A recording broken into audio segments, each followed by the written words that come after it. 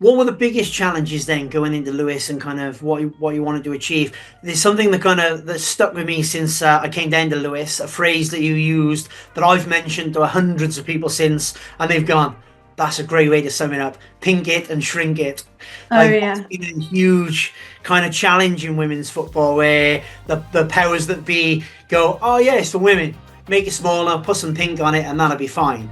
And Mm. I've mentioned that phrase, like I say, to hundreds of people, and they've gone, "That's a really good way to sum it up."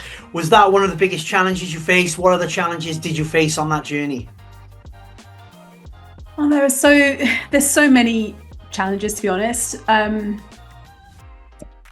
Where to start? I think on the basic operations, football clubs live hand to mouth, more or less, and small clubs and independent clubs more than anyone else. So you are constantly scrapping and fighting to get partners, sponsors, increase your revenue, get a better beer on tap so that more people would drink it, extend the opening, whatever it is. You're trying to do so many things to just get a tiny bit more money in the coffers, and that's honestly really hard because it knocks on to who you can employ, for how long, how much certainty you're giving them. Is it a 3-month contract? You want to give them a full-time job, but you can only really give them a 1-year job, whether that's a player or whether that's a member of staff.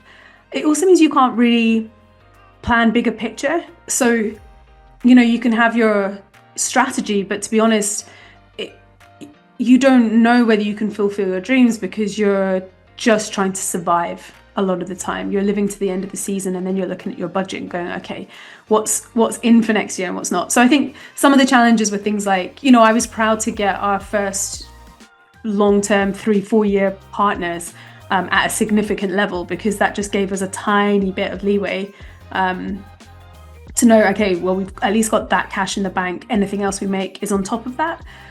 So I think the financials are always going to be difficult for anyone working in a football club. I think the other challenge was trust with fans. I feel like in general, 99% of fans in and around Lewis are very, very happy. Love the club, proud of the club. But I think that with every football club, there's a small minority that are unhappy, and they will tell people 10 times a day that they're not happy. Whereas the happy people don't post 10 times a day to say how happy they are.